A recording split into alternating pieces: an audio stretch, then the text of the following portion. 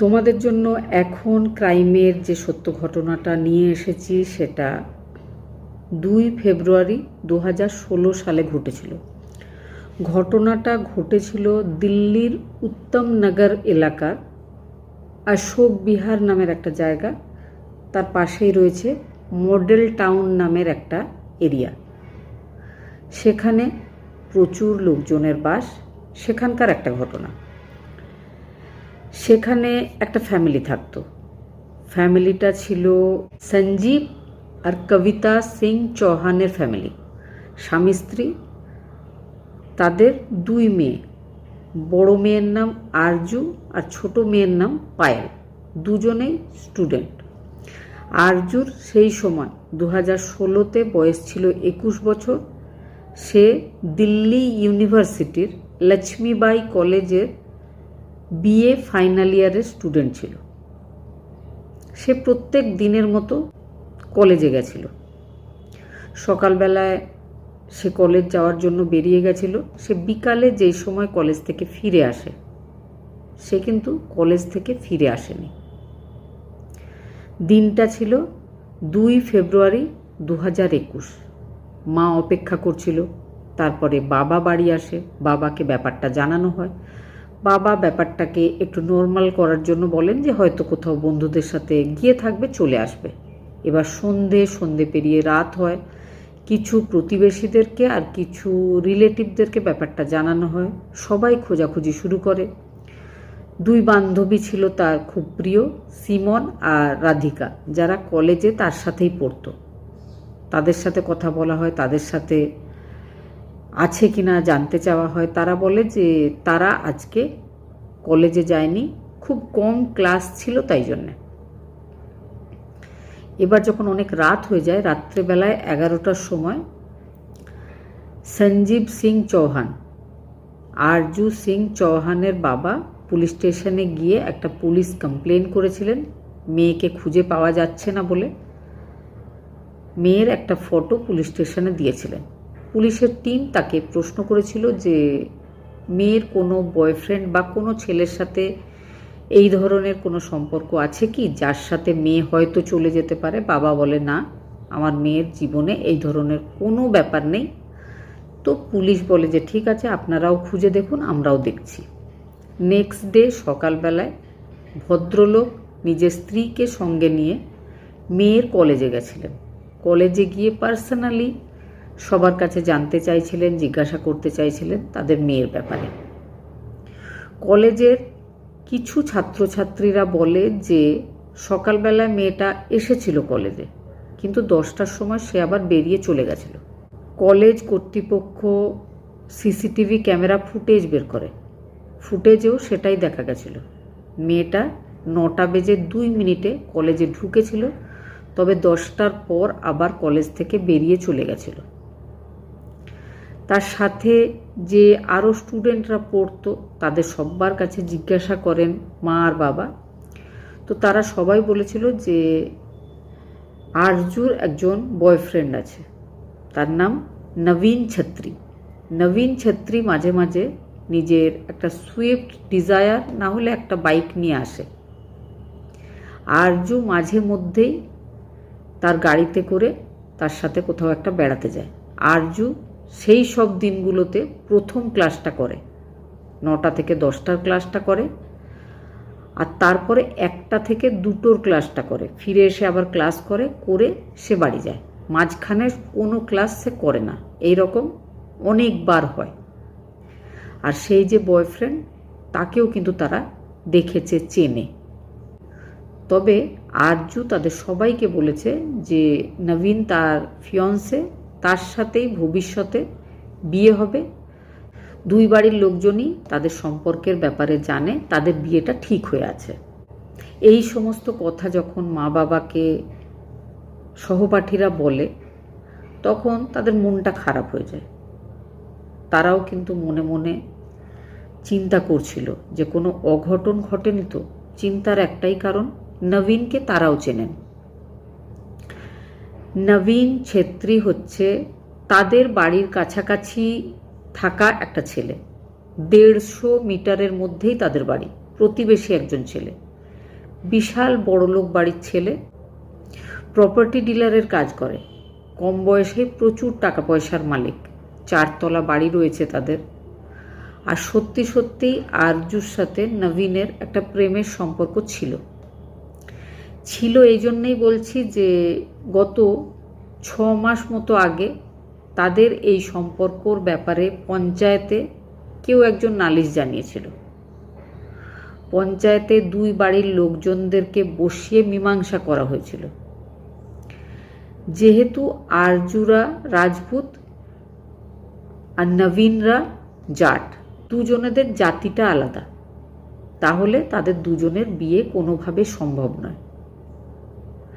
তাছাড়াও ইউপি সাইডে, দিল্লিতে একটা নিয়ম রয়েছে, একই এরিয়া বা একই ভিলেজের লোকজনের বিয়ে হবে না।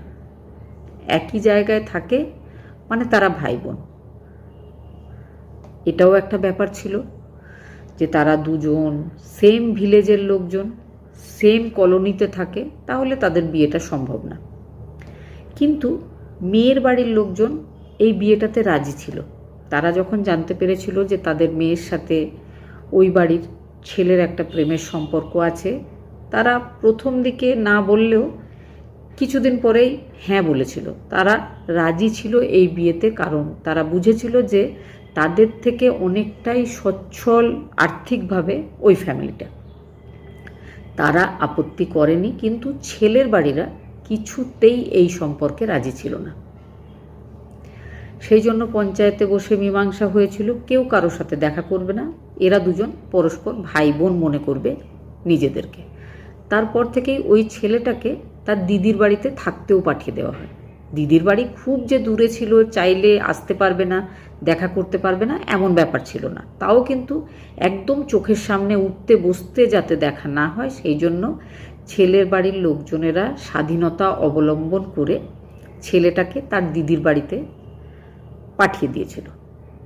ছেলেরা হচ্ছে 2 ভাই 1 বোন।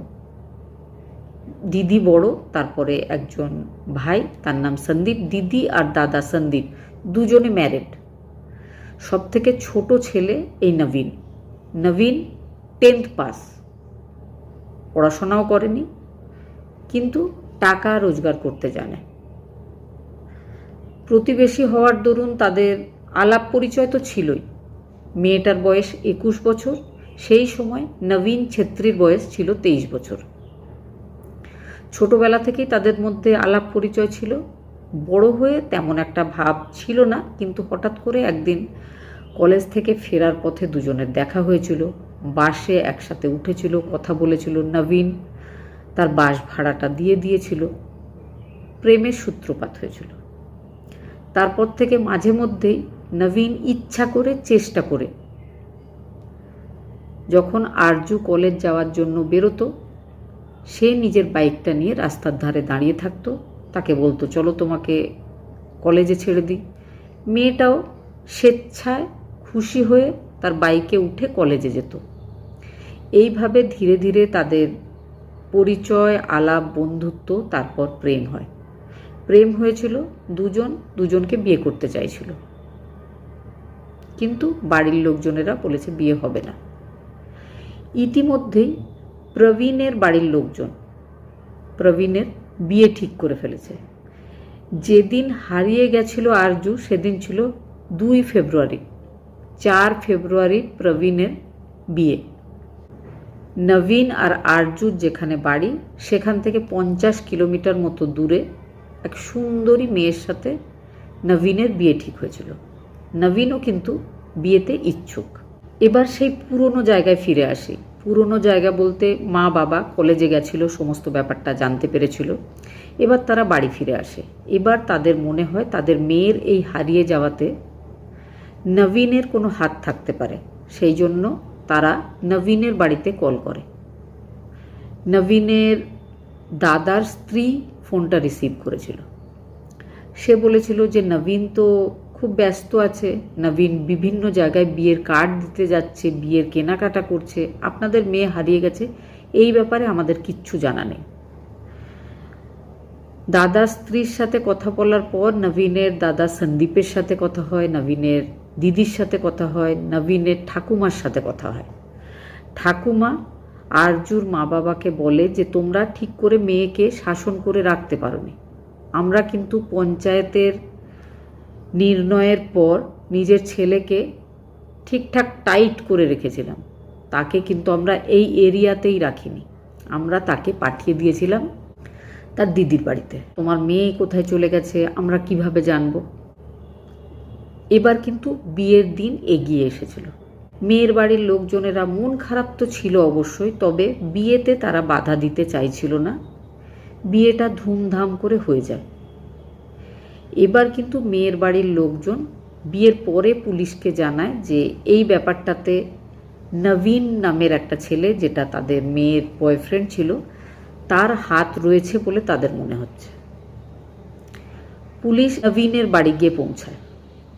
নবীনের বাড়ি যখন পুলিশ গেছে তখন নবীনের বাড়ির লোকজনেরা বলে নবীন তো বাড়িতে নেই, নবীন শ্বশুর বাড়ি গেছে নিজের স্ত্রীকে নিয়ে, তার বিয়ে হয়েছে, সে খুব আনন্দে আছে, হানিমুনের জন্য স্ত্রীকে নিয়ে গোয়ায় যাওয়ার কথা রয়েছে। পুলিশ তাড়াতাড়ি 6 তারিখে নবীনকে অ্যারেস্ট করেছিল এয়ারপোর্ট থেকে। নবীন সেই সময় নিজের স্ত্রীকে নিয়ে এয়ারপোর্টে নিজের ফ্লাইটের অপেক্ষা করছিল গোয়া যাওয়ার জন্য। নবীনকে অ্যারেস্ট করা হয়, শুরু হয় নবীনের জিজ্ঞাসাবাদ। নবীন কিন্তু প্রথম থেকেই একটা কথাই বলে, সে কিচ্ছু জানে না। তবে হ্যাঁ, তাদের মধ্যে প্রেম ছিল, কিন্তু বাড়ির লোকজন বোঝাতে আর পঞ্চায়েতের কথাতে নবীন ঠিক করেছিল যে সে আর আরজুর সাথে সম্পর্ক রাখবে না, কারণ সম্মানটা তার কাছে খুব বড়। তারপর থেকে সে আরজুর সাথে সম্পর্ক রাখেনি, আরজুর ব্যাপারে সে কিচ্ছু জানে না। ইতিমধ্যেই কিন্তু পুলিশ বিভিন্ন সিসিটিভি ফুটেজ আর নবীন আর আরজুর ফোনের কল ডিটেল, নবীনের লাস্ট লোকেশন, আরজুর লাস্ট লোকেশন সব বের করে রেখেছিল। সেগুলো নবীনকে দেখানো হয়। নবীনের তখন মনে হয় যে না, সত্যি কথা বলা দরকার। এবার নবীন বলে যে সেদিন সত্যি সত্যি আমি কলেজে গেছিলাম, আমার গাড়িতেও বসিয়েছিলাম আরজুকে, আরজুর সাথে আমার কথা হচ্ছিল, আরজু যে কোনোভাবে বিয়ে করতে চাইছিল, আর আমি আরজুকে বোঝাচ্ছিলাম যে না, বিয়ে করা আমার সম্ভব না, আমার কাছে বিয়ের অনেকগুলো কার্ড ছিল, আমি সবাইকে কার্ড দিতে বেরিয়েছিলাম।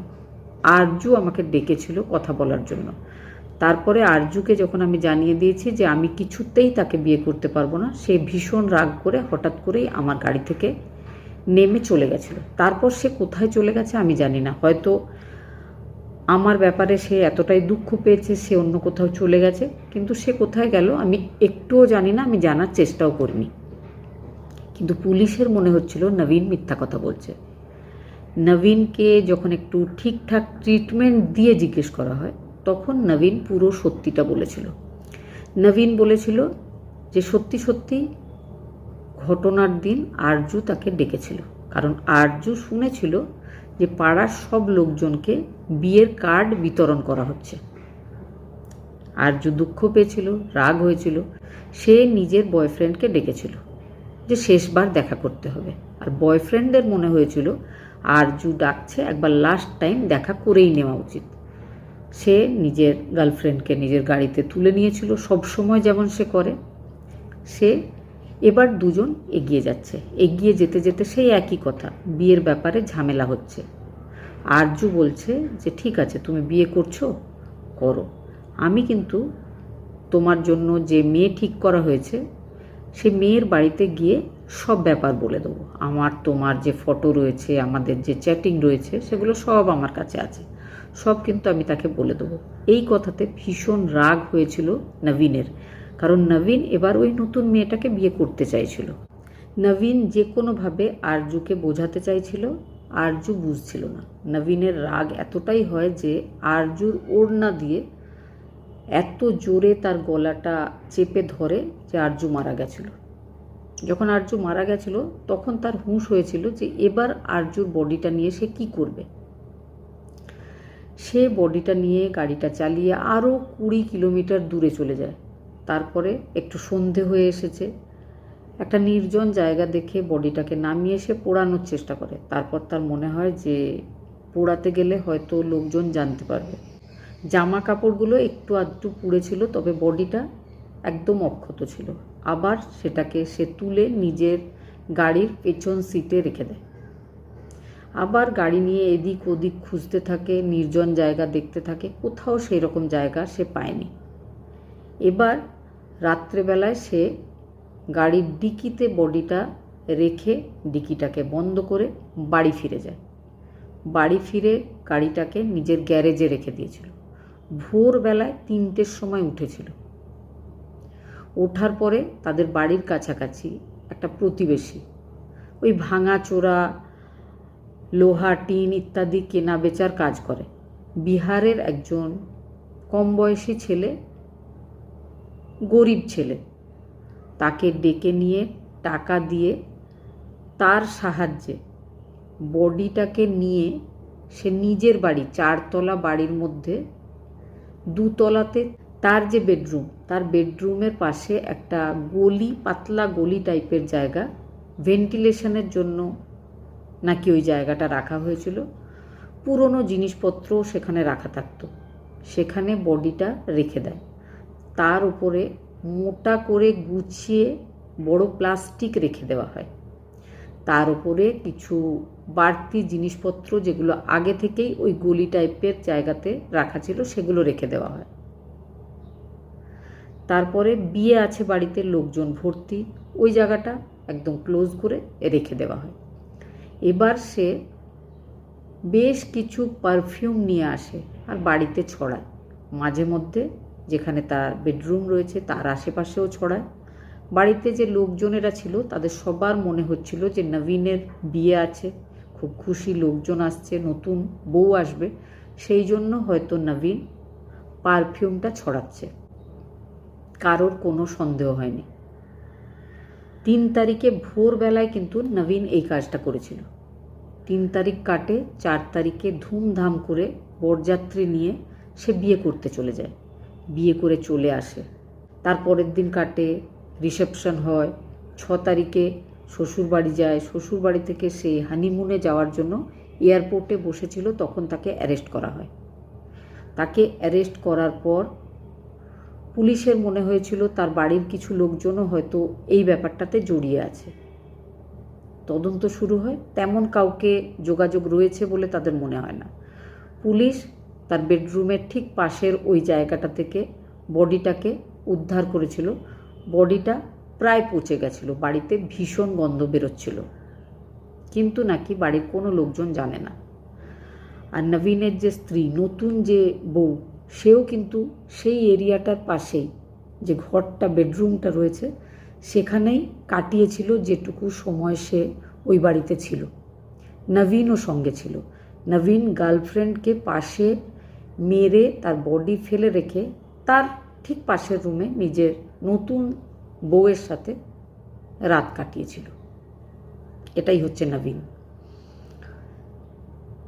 যাই হোক, নবীনকে তো অ্যারেস্ট করে নেওয়া হয়। সেই ছেলেটা যে তার সঙ্গ দিয়েছিল তাকেও অ্যারেস্ট করা হয় পরবর্তীকালে। প্রথম দিকে নবীন তার নাম বলেনি। এবার পুলিশের মনে হচ্ছিল যে নবীনের বাবা, নবীনের যে জামাইবাবু, নবীনের দাদা, তাদের সবাইকেও অ্যারেস্ট করা হয়েছিল। নবীনের বাবাকে কিন্তু সেই সময় প্রথমেই খুঁজে পাওয়া যায়নি। আরও একটা কথা নবীনের বাবার ব্যাপারে বলি। নবীনের বাবা 2005 সালে পাশের একজন কম বয়সী ছেলে, 22 বছর বয়সী প্রতিবেশী, অজয় কুমার তার নাম, সামান্য কিছু ঝগড়ার জন্য নবীনের বাবা রাজকুমার ছেত্রীর এত রাগ হয়েছিল, অজয়কে তিনি মেরে ফেলেছিলেন। তারপর থেকে তিনি জেলেই ছিলেন। তবে ছোট ছেলের বিয়ের জন্য পেরোলে তিনি এসেছিলেন 2 দিন মাত্র আগে। তিনি যখন পেরোলে আছেন সেই অবস্থায় তার ছোট ছেলেও একটা মার্ডার করে বসে, বর্তমানে সেও জেলে রয়েছে। তার বাবাকেও আবার খোঁজা হয়, খোঁজার পরে অ্যারেস্ট করা হয়, তিনিও জেলে রয়েছেন। নবীনের যে দিদির হাজব্যান্ড আর নবীনের যে দাদা সন্দীপ, তারা দুজন এই ব্যাপারটার সাথে একদমই যুক্ত নয় বলে মনে হয়েছিল। পরবর্তীকালে তাদের জিজ্ঞাসাবাদের পরে বেল হয়ে গেছিল। তবে আরজুর ফ্যামিলি এখনও প্রতিদিন নিজেদের ভালোবাসার মানুষ আরজুকে মনে করে, কান্নাকাটি করে। আর তারা হয়তো জীবনে কখনো আরজুকে হারাবার এই কষ্ট ভুলতে পারবে না। ঘটনাটা শোনার পরে আপনাদের যদি কোনো মতামত থাকে অবশ্যই জানাবেন। ভালো থাকবেন, সুস্থ থাকবেন।